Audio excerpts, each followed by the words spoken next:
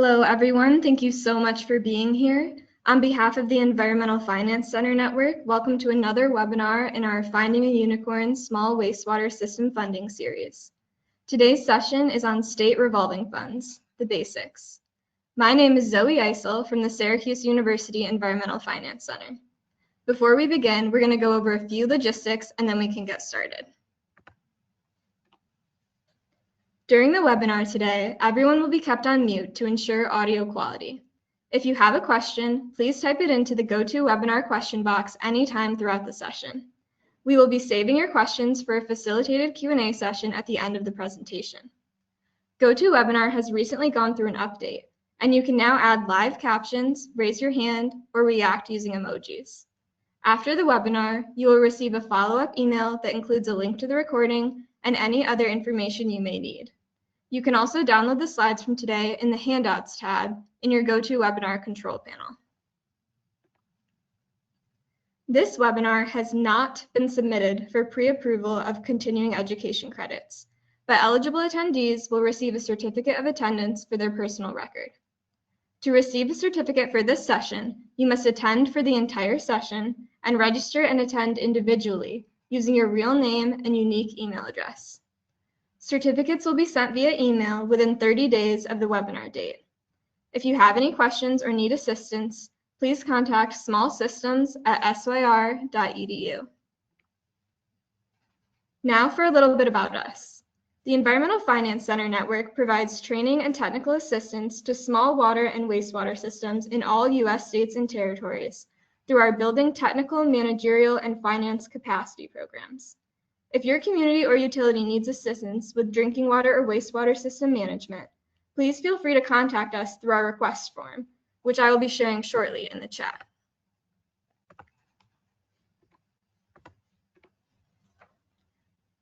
One of the many ways EFCN can support you and your community or utility is through our free funding application support.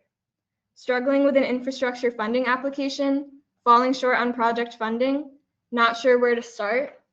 EFCN is here to help. Use the link in the chat to submit a request and receive tailored support based on your project's needs. And on that note, we can get started.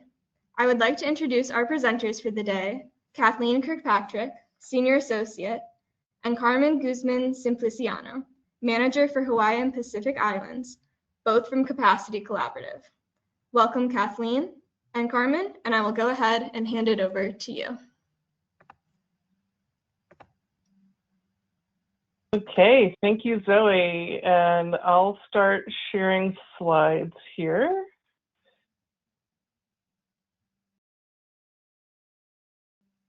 Make sure this queues up properly. Looks good.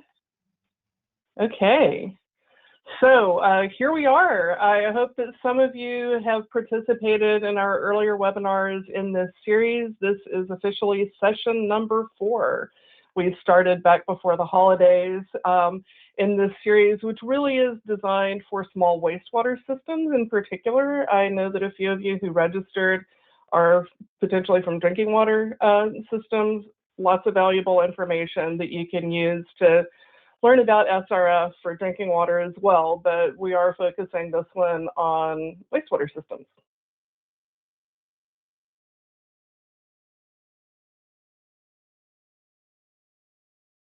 Okay, there we go. Yes, we already introduced our speakers, so let's just go ahead and I'll tell you a little bit about the entire series. This is a 12-part series. This is unit number 4.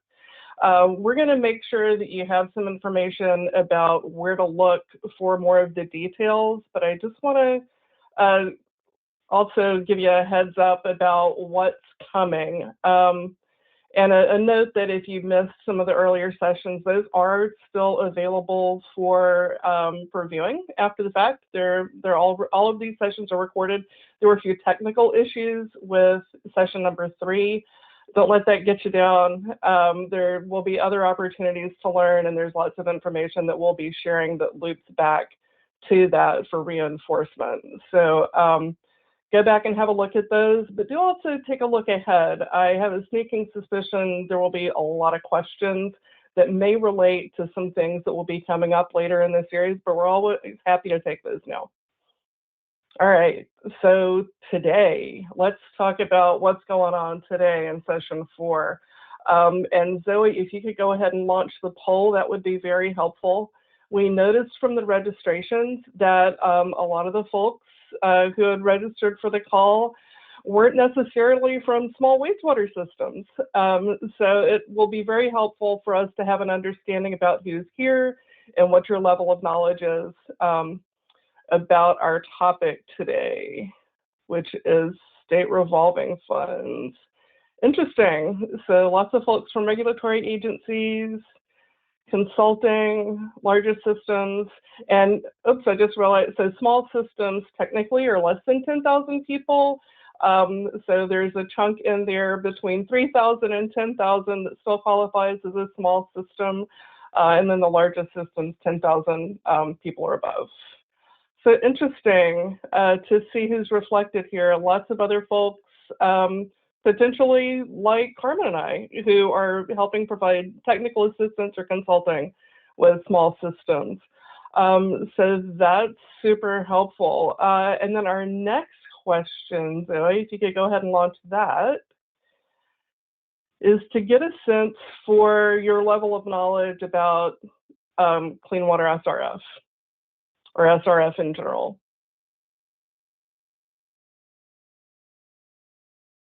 Oh, good. So just getting started. Yeah, I figure if we know just a little bit more, then the folks who are on this call will all walk away with some good learnings. So only one expert so far. So hopefully, if we miss anything, maybe you can help us improve. You'll all get a survey after the call as well. Okay, so this is great. We are going to be plagued by acronyms in this training, so that's part of the basics. And you'll see on a lot of the slides, things are, we're using acronyms rather than spelling everything out. I will do my best to make sure that we're addressing those acronyms and using the full explanation. Looking ahead a little bit, as Zoe said, you'll be able to download the presentation. There are hyperlinks in some of the later slides in particular that go to many of the references that we've used to develop this training, and based on our own experience, what sources we think would be beneficial for you.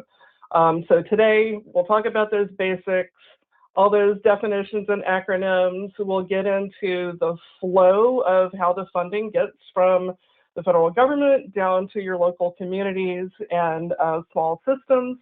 We'll talk about the basic types of projects that can be funded by Clean Water State Revolving Funds, and also the types of projects that generally are not funded. So it's helpful to know, your orientation on your projects about what could or could not be funded by Clean Water SRF or Drinking Water SRF, really, for that matter. Lots of great references that we'll be providing. And then Carmen and I are going to start the Q&A with a brief conversation amongst the two of us to let you know about some of the things that we've experienced in trying to pursue Clean Water SRF funding in the field, both in our home locations. I'm in Alabama, Carmen's in Hawaii. And then we'll get into the Q&A, and then we'll make sure that you have the registration information for the next session. So let's dive in. This whole series is about pursuing federal funding for small systems. There have been a lot of changes, of course, over the last year or so, and we wanted to make sure that you know where to find that unicorn, that valuable funding. And I'm happy to say that the State Revolving Funds, the Clean Water SRF, and Drinking Water SRF programs are still, I hesitate to say that they're going strong because there's lots of questions about the future, but the funding is still there, y'all. Don't get discouraged, because this is probably one of the most rigorous sources of funding for your small systems that is out there right now. There were some big infusions to the state programs with the ARPA and BIL funding. That's the American Rescue Plan Act, from back during the pandemic. It was intended to stimulate some projects during the pandemic in particular. And then the BIL, the bipartisan infrastructure law. Yes, I have a cheat sheet for all the many acronyms just to make sure that I get them right. So because, and we'll get into this a little bit more about how the money flows, but because these are state revolving funds, it's a revolving fund, right? There's an allocation, loans are granted out or allocated out from that funding, and then as the loans are paid back, the money that's paid back continues to fund additional programs. So it's revolving. It's gonna keep going. It gets repaid in many cases. There are some exceptions that we'll get into, but the states also support much of the funding as well.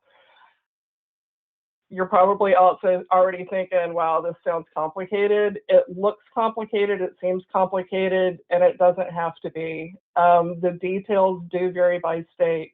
You'll hear us bring this up repeatedly. Lots of variations among what's going on at each state level.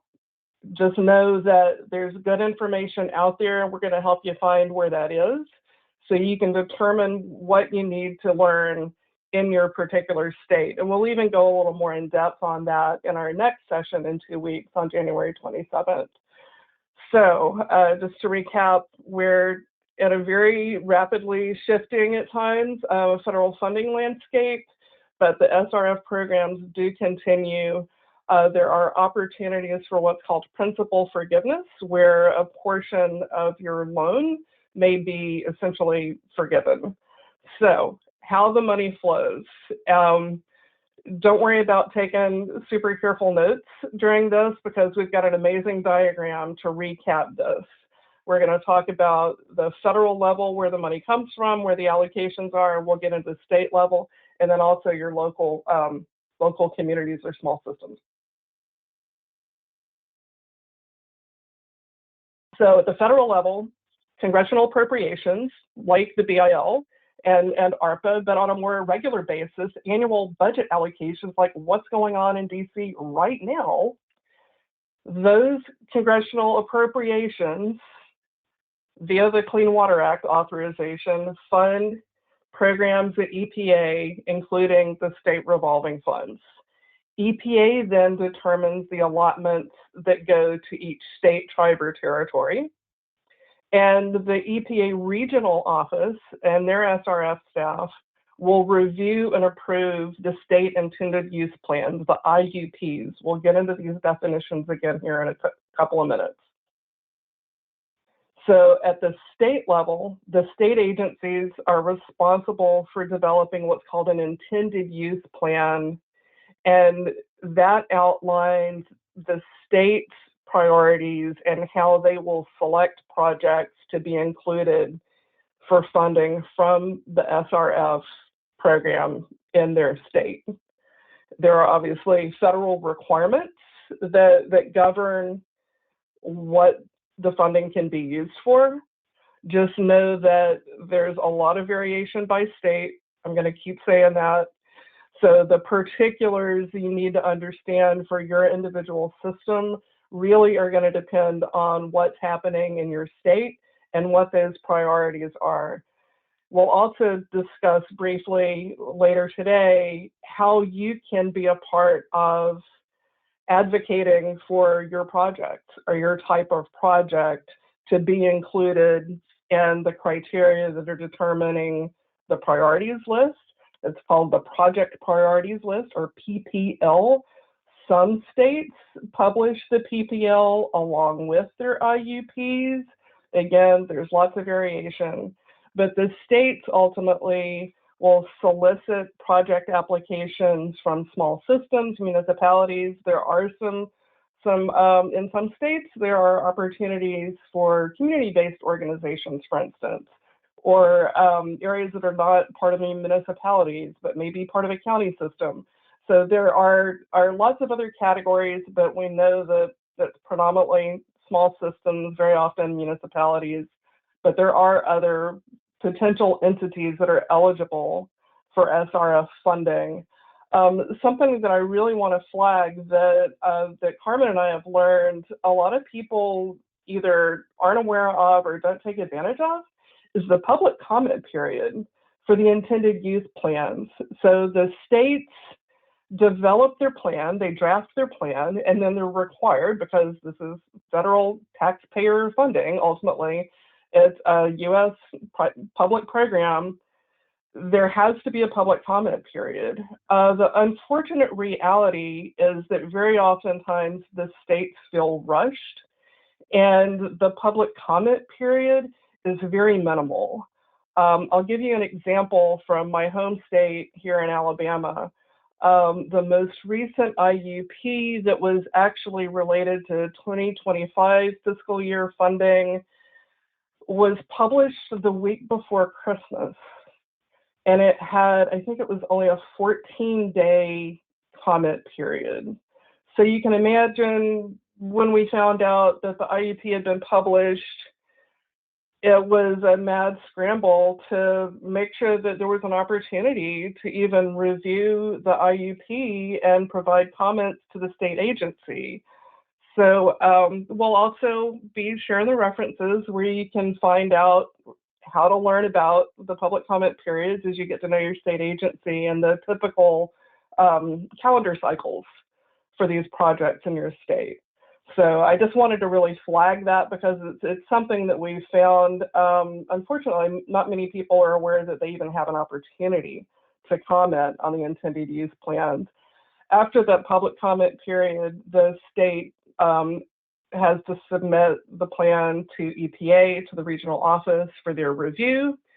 And then once they have, there may be some back and forth with EPA for approval. And then once that's approved, the state then selects the projects to fund from their project priorities list. Part of the IUP is a list of criteria for the types of projects that they will fund and how they're going to be ranked. We'll get into that a bit more in our next session on January 27th. Again, it varies by state, so you need to learn what's going on for your location.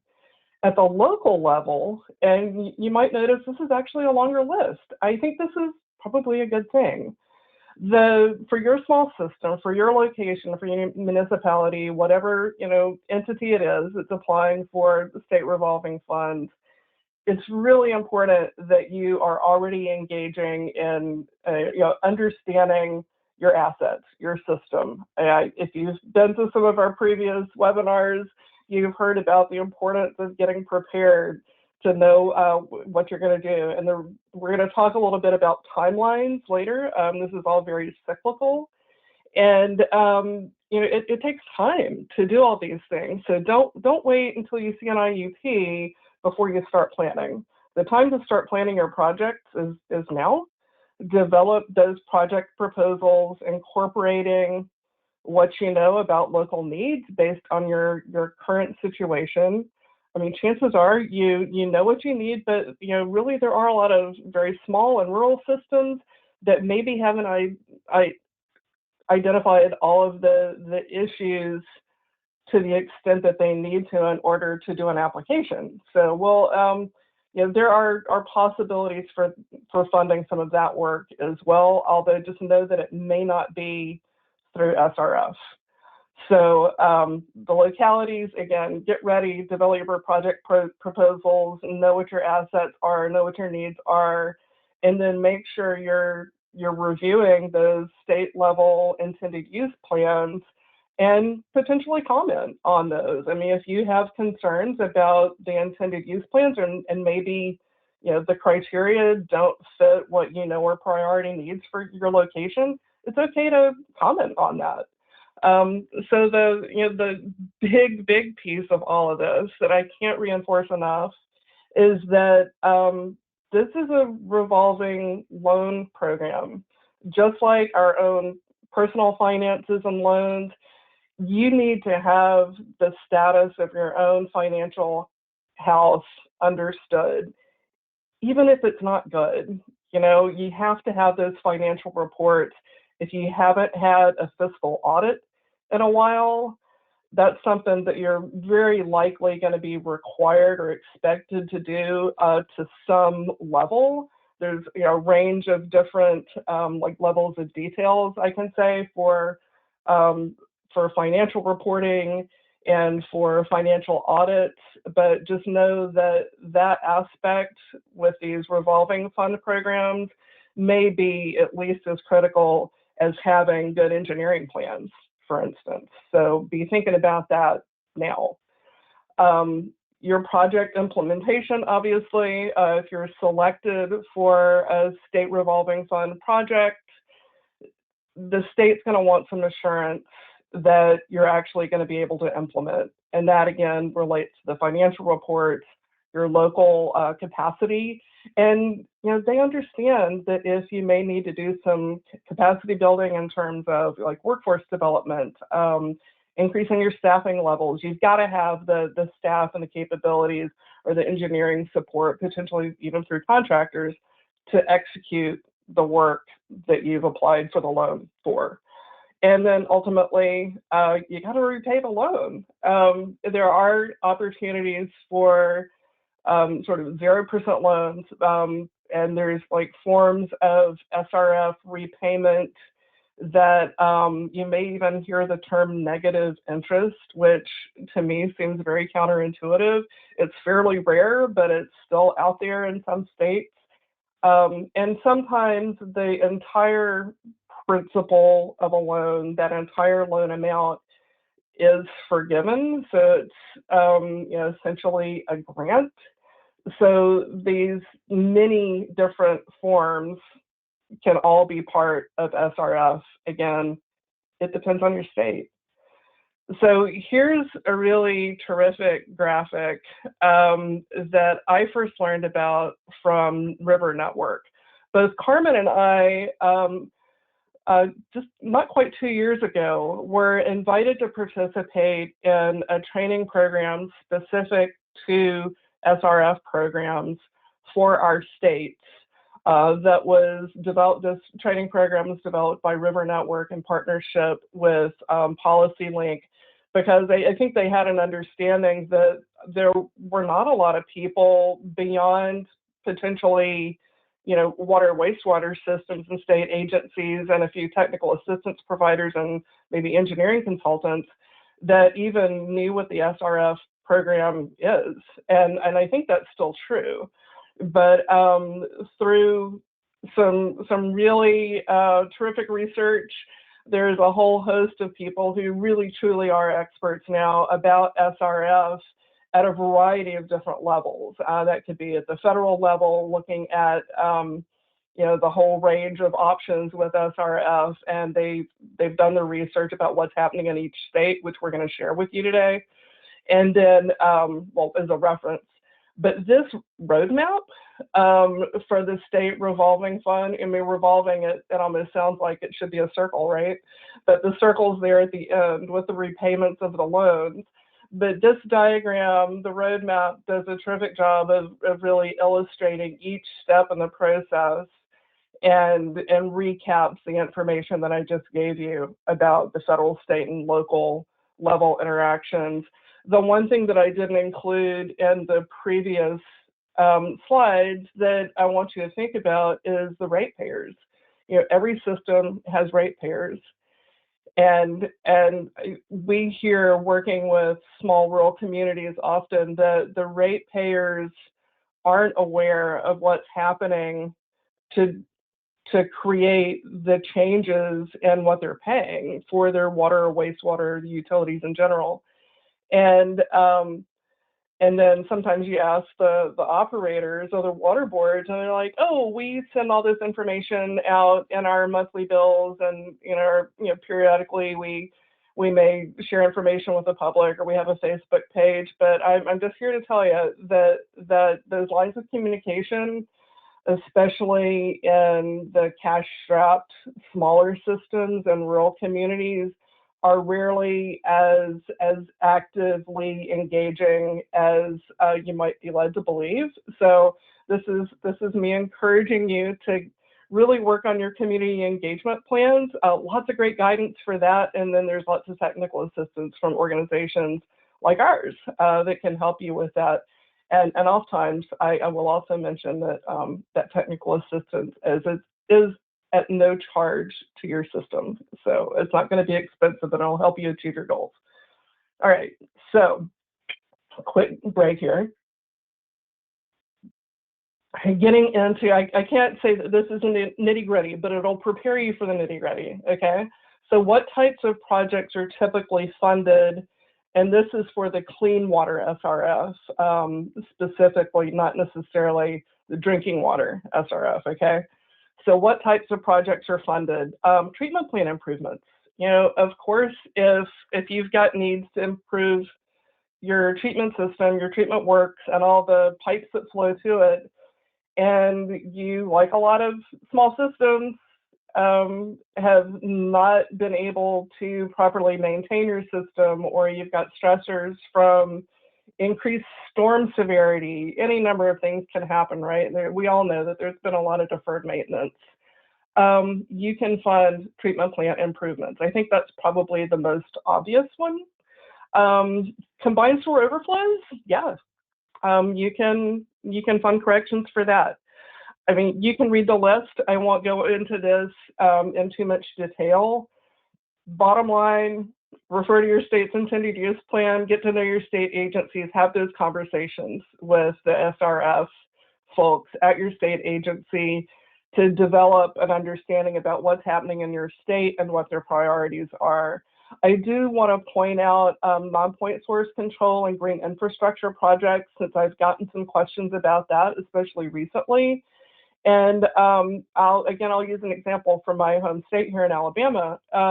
When I had a conversation with some of the former SRF staff a couple of years ago, we noticed that it didn't seem on the surface, pardon the pun, that there was a lot of green infrastructure being funded.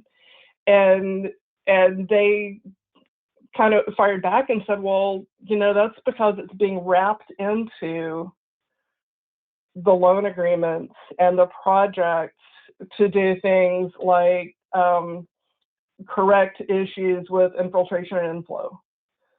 So non-point source control might be relative to like stormwater management and erosion. So I think a lot of considerations for green infrastructure may not scream green infrastructure, but they're embedded in the project. So if you have those needs, don't forget that you might be able to go like outside the physical pipe too, might be one example.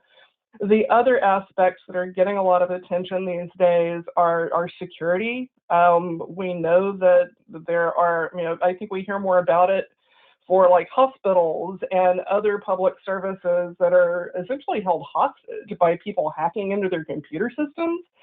The same thing could happen to water and sewer systems. So there's been a lot of interest in funding upgrades to security and resilience, but also energy and water efficiency to make the system operate more efficiently. And your overall operational costs over the long haul are going to be less expensive, perhaps, if you invest now with SRF and increase your efficiency in the system as a whole. I won't belabor that point, but I will say once again, make sure you understand your state's intended use plan, your IUP. What projects are not funded, and this is just as a general rule, you need to already, and this is part of your fiscal, you know, operations and having your financial house in order. Routine operation and maintenance, you should already be funding. That's not necessarily going to be eligible for SRF, as are like administrative expenses or overcoming municipal debts. This may relate to how your utility is formed as a corporation or nonprofit, if it's part of the town council, what have you. These things take a lot of different forms, which also relates to there are certain types of private or otherwise non-public wastewater systems that are not eligible for funding.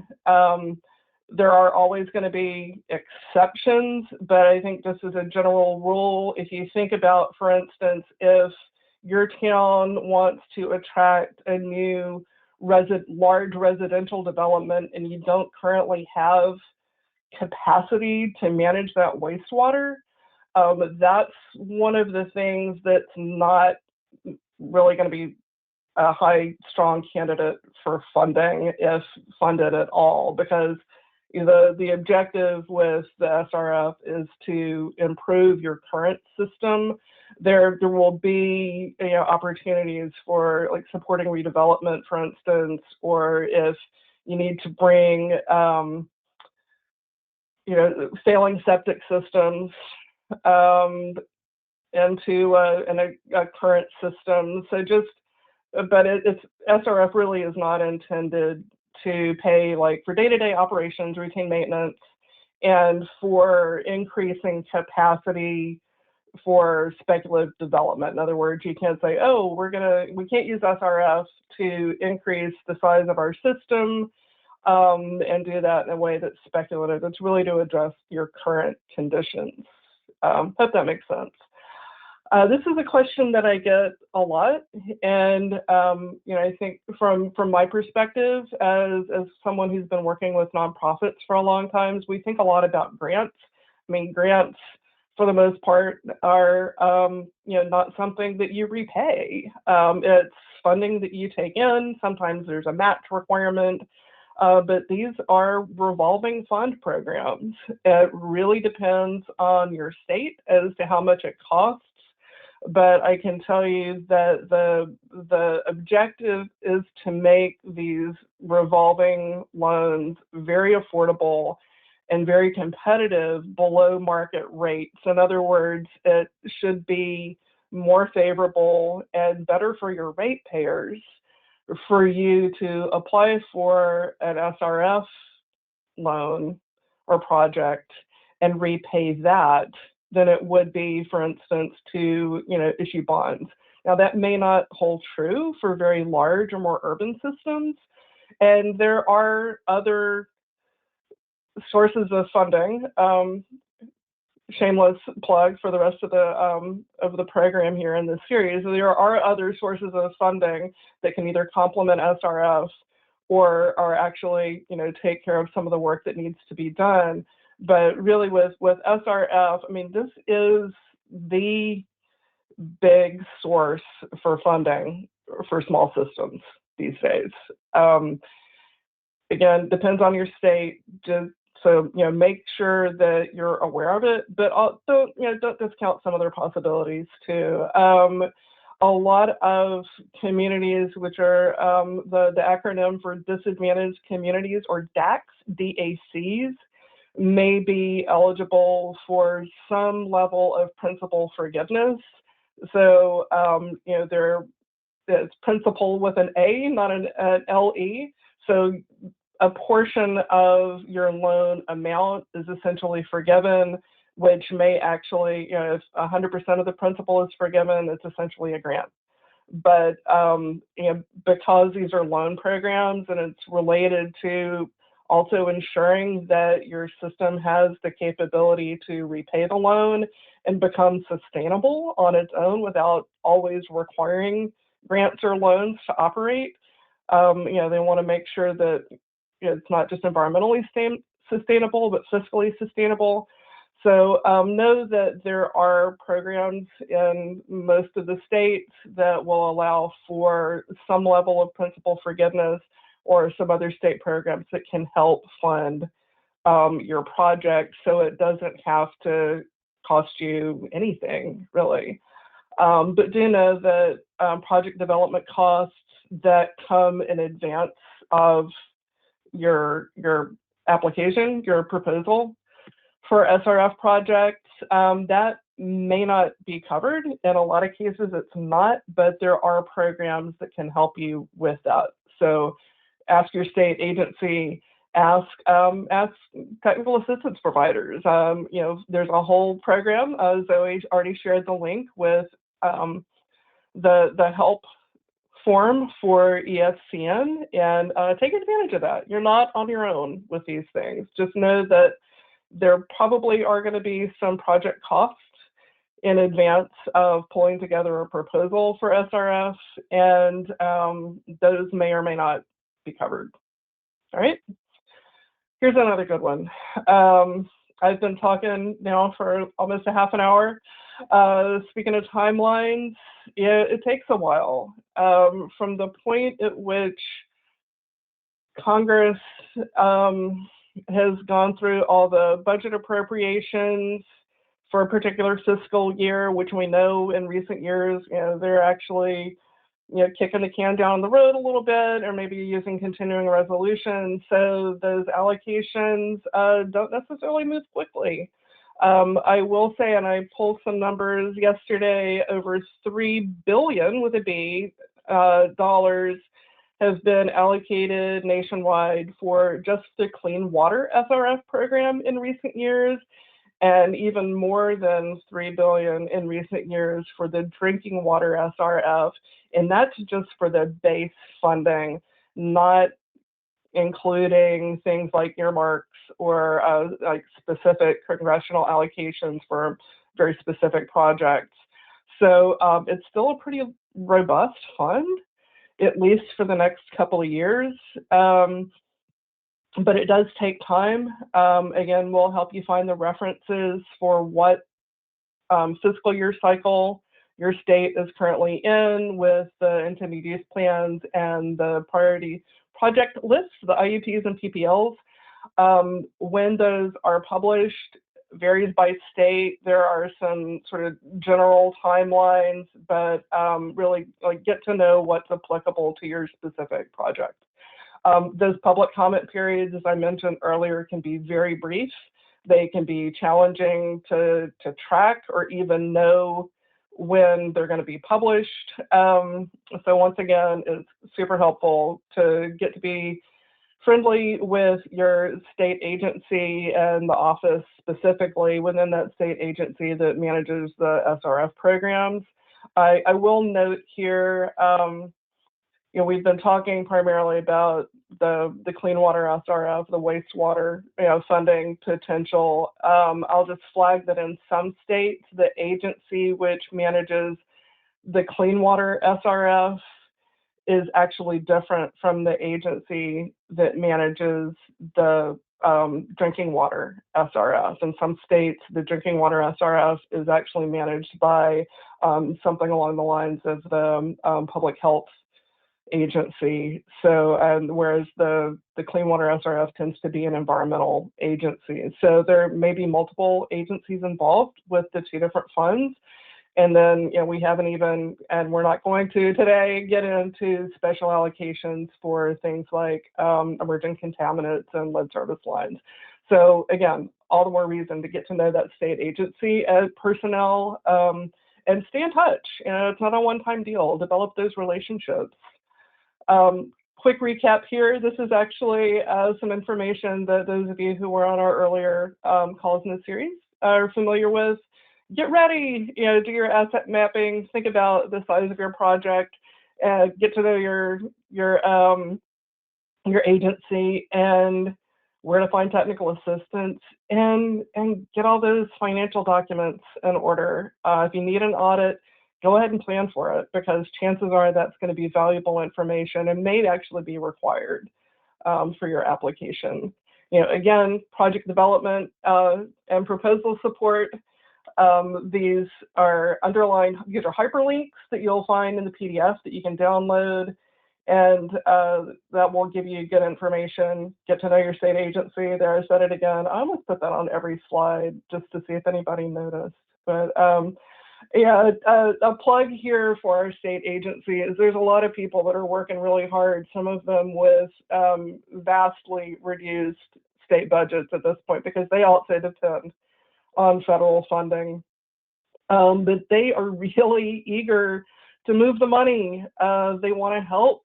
They may not be able to do a lot of hand-holding to help you get oriented, but they will tell you the requirements, and in my experience, they will be very forthright with you about what you need to do to put together a successful proposal for SRF. And I know that can feel odd, for small systems, any system of any size that is concerned perhaps because they have compliance issues.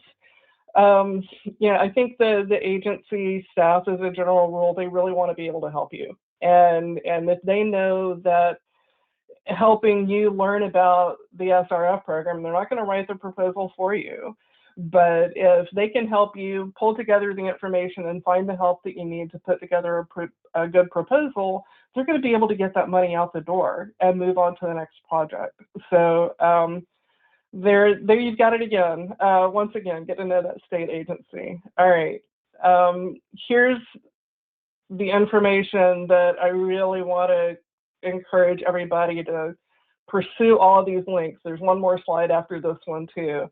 But like following the same flow of the funding, let's start at the federal level.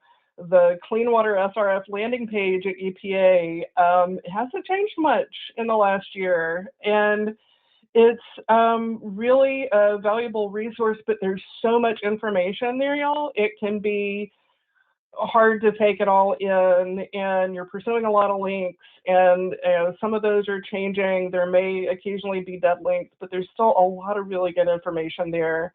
I do want to flag that on the right-hand side of there's a sidebar on that landing page called What's New, and that's where they share the information about the most recent congressional allocations, and even perhaps some information about new programs, new funding options. So keep an eye out on that. I subscribe to EPA notifications for grant funding. It can be a lot at times, but you don't want to miss anything. Make sure you know what's out there. Zoe also flagged this earlier here, the training and events. I thought it would be interesting to see what I'd find if I just type in the keyword SRF on that page, and lo and behold, there's a lot of options. There's a lot of training that's been done in the past, it's been recorded, a lot of good resources, but as you might expect, things have changed pretty seriously over the course of the last few years. There was this huge surge in funding in some states, not all, and again, I'll use Alabama as an example because that's where I am and I'm the most familiar with. In Alabama, we got a lot of ARPA funding, and the state didn't have the ability to necessarily react quickly in a lot of agencies, but one of those successful existing programs was actually at our Department of Environmental Management. And they knew that there were a lot of needs, especially in rural communities. So they thought, here's this existing SRF program, and the state legislature decided to contribute a very large proportion of our state's ARPA allocations directly through the SRF program to make sure that communities could catch up on issues like deferred maintenance and issues that were happening at the local level with water and wastewater operations. So that's an example of how those loans are gradually being repaid. I will say that there was also an increase in principal forgiveness. So, loans that didn't have to be repaid in part or completely. So, those funds will keep pumping in. Anyway, lots of good information about SRF if you go to the ESCN training.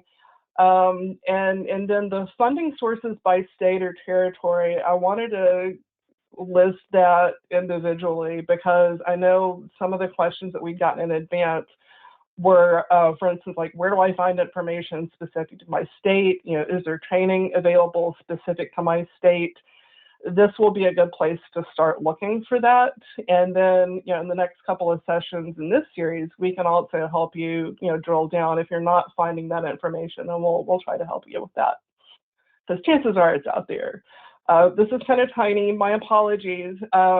These are two of the organizations that Carmen and I have learned quite a bit from.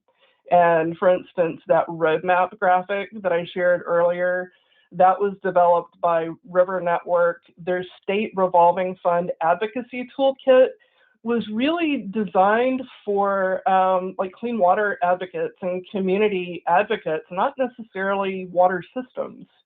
But I think it's really valuable information. And if, as a system, you're developing your community engagement strategies with folks in your area who are concerned about, for instance, combined sewer overflows or SSOs. This is a place that you could go to look for effective ways to engage with the community, but it's just good basic SRF information in general. There's even an SRF State Advocates Forum that Carmen and I are actively involved in. Take a look at the materials there. I think you'll find a lot of good information. And then jumping to the top of the list here, EPIC, the Environmental Policy Innovation Center, just EPIC. There's a lot of EPIC acronyms out there. So this is the Environmental Policy Innovation Center. They've done a great deal of research over the last few years. And my impression is that this really started with the larger infusions of funding that was being channeled to SRF programs, thanks to allocations like ARPA and the BIL. And this report, Following the Money, is terrific. There are appendices and tabulated information at the ends of these two reports that I've highlighted here that will give you a lot of good information specific to your state if you're looking for organizations to partner with on sort of a more collaborative approach and like regional considerations, and how you might collaborate on potential funding or just get input and learn from others. I think this will be a really good resource, and I think more and more people are gradually becoming familiar with those. So I encourage you to have a look. So at this point, maybe Carmen can come off mic. We've got just a few minutes left here, and I want to make sure that we leave about 10 minutes for Q&A from our participants today. But when Carmen and I were talking about the webinar today, we thought it might be useful just to hear about some of our experiences and how we got involved with SRF and our how we've worked with local community organizations, water systems, and with the state agencies in particular. So Carmen, if you'll come off mute, introduce my lovely colleague here all the way from Hawaii. We don't see each other in person very much because we're actually a lot farther apart than on that map, because Hawaii gets squished into, closer to Texas. But so a couple of years ago, when I was invited to be part of an SRF sort of research and cohort, along with some folks at PolicyLink, and this training led by River Network, I had just recently met Carmen. It was before she even joined the staff at the Capacity Collaborative. And so do you want to just tell folks about like how you initially approached SRF? Because I invited her to be part of a similar SRF cohort at River Network because I'd heard about the issues they were experiencing in her community. Sure. I live on Oahu, and specifically out here in Waianae. We are one of those disadvantaged communities. A lot of our funding gets diverted to other areas. So we see a lot of our money just, being depleted, and a lot of our infrastructure going downhill. And I'm not talking about just like potholes. I'm talking about flooding on our main Farrington Highway, and we live in a community where it's only a one-way in and a one-way out. So if anything was to happen in a disaster, we have nowhere to go. So that's how I got started and interested in how to we should manage our infrastructure better, as well as Red Hill. I'm not sure if the audience is familiar with Red Hill and the contamination of PFAS, but that's what I wanted to learn more from the SRF program, is how can we make sure our schools and just our drinking water in particular, that we could make sure community is aware and understand how we can advocate and make sure the regulatory agencies are doing what they're supposed to as far as protecting us from, PFAS and lead in our schools, which is a huge problem. So a lot of the stuff that I learned from the SRF program, I've applied, and I, like you said, get to know your state agencies. That's what I did. Email after email, making phone calls, utilizing my representatives to get them in the know, because they didn't have any idea what State Revolving Fund was or what it could be used for. So it's a lot of educating in my community where we are at this level. Yeah. Great. Yeah. And, water touches all of our lives.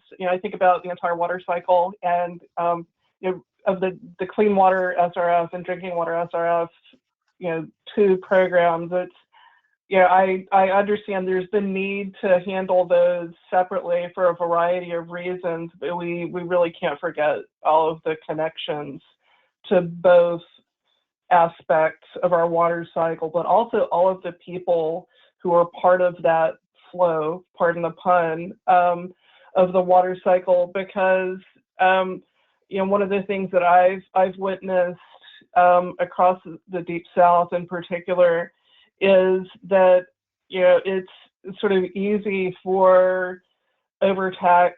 I shouldn't say use the word tax, especially when I'm talking about fiscal compliance, but overworked, overburdened, disadvantaged communities in particular. I mean, they're just like literally trying to keep the wastewater treatment system going, and and do right by their ratepayers, but they're like it's getting more and more costly to do these things, especially when you look at situations like emerging contaminants, which is not just a drinking water issue, right?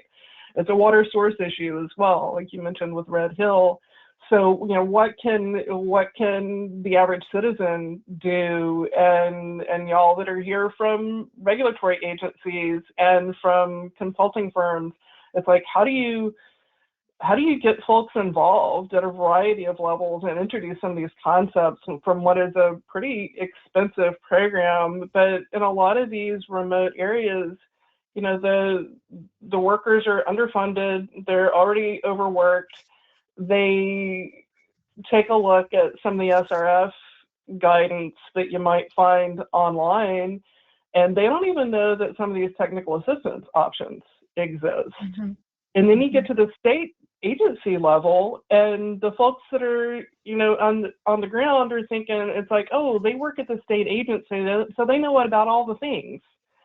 Well, no, these are, the regulatory agencies have a lot of responsibilities too. So like, you can't call, the guy you met at the Brownfields conference and ask him about SRF, or even, another person that's in like the non-point source program may not even be familiar with SRF, because SRF is moving money. So I think we can do, like, we collectively can do a better job of even helping folks understand that SRF even exists, because I don't want to call anybody out, but I know I've heard from Carmen that when she first started reaching out to the state agency, they didn't know about SRF. Yeah. And yes.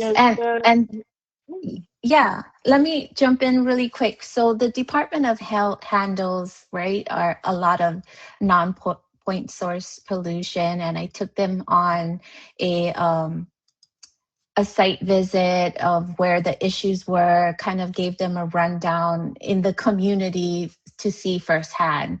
And so I'm like, we need to get green infrastructure, State Revolving Fund. And they're like, what's that? That's their actual job to know this stuff, but they had no idea. So when we talk about agencies not knowing, your representatives of the state and the city and county of where you live not knowing, we have a lot of catching up to do, in my opinion, from a community standpoint. And as SRF advocates or whatever title you want to call yourself, if you're in that position to be taking on this role and this job, reach out to community, go on a site visit, ask them what their problems are, get to know us as much as we need to get to know you. And, you know, for me personally, getting in contact with the actual State Revolving Fund program was hard. And honestly, it's still hard. So having them accessible to community members like myself is difficult, is proving difficult. So I'm not sure what to do there, but that is one of my lived experiences. Well, that's kind of how Carmen and I initially got involved. Learning about SRF was to help communities that we're assisting through technical assistance and connecting them with funding options like SRF. And like now here I am actually presenting about SRF because we've joined a technical assistance organization, the Capacity Collaborative, that now like helps steer people towards the resources. So, you know, it's an interesting evolution in our own experience, but I really want to open this up to other questions. And I know we don't have a ton of time, but this is also a very good moment for me to encourage you to register for the next session. You'll have this link in the follow-up and in the slides. If you have really particular questions, I know Zoe has been collecting questions during this session, but also like feel free to submit questions in advance, and that will actually help us prepare to be more responsive to our participants' needs. And part 2 of our SRF Finding a Unicorn series, because this is where we're going to utilize some of these directories and information to source the information for your state, perhaps, and look at some of the like ways to not just find information, but to also be prepared to like get to know your state agency and find the right contacts. So you're learning not just from our experience, but from a lot of other research as well. Zoe, do we have any specific questions that we could try to address rather quickly?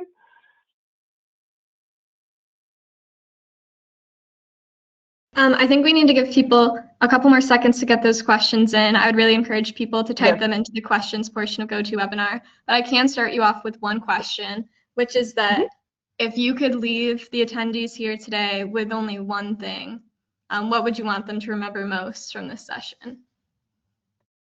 Get to know the people at your state agency who manage the SRF program. That's it right there.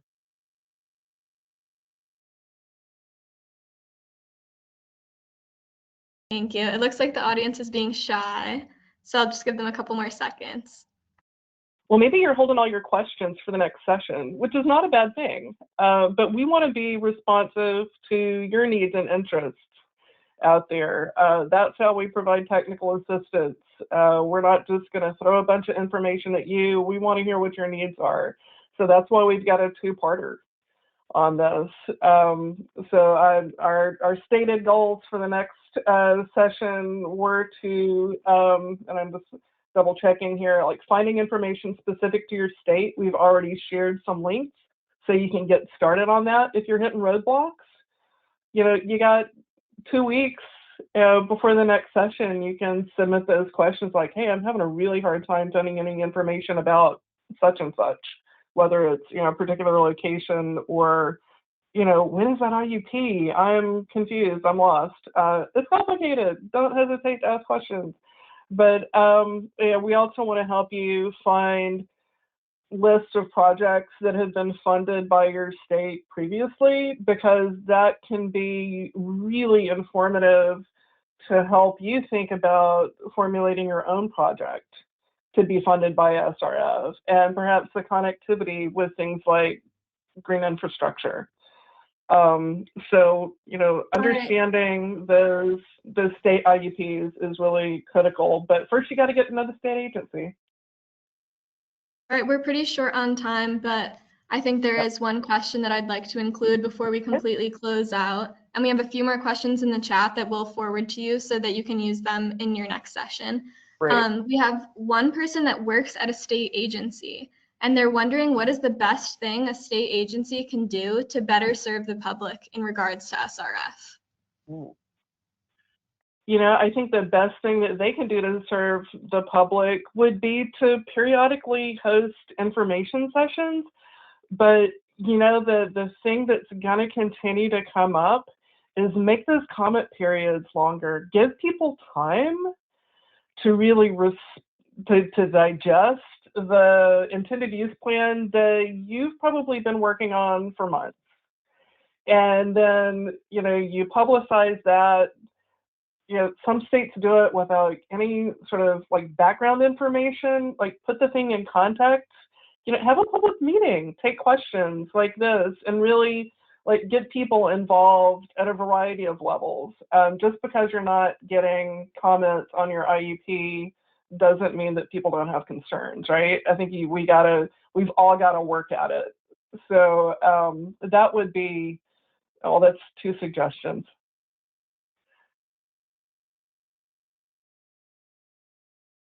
I have a suggestion for that. And I think it's proven to work well as far as getting the word out of the actual project, what they're using the SRF for, and building that community understanding is, unfortunately, sometimes the news has to pick up the story of they're spending so much money and they're repairing this, and now your taxes are gonna there's going to be a tax increase, and that's kind of the way the community receives the message. It's more of a damper, and then it's reactive, right? And so speaking from a community standpoint, I would like to see more information coming out before these things happen, where you're looking for a comment or, you know, what do you guys think about this? Because at the end of the day, our voices didn't matter anyway, because you already had the plan and you're doing it. And here you go, community, you get a higher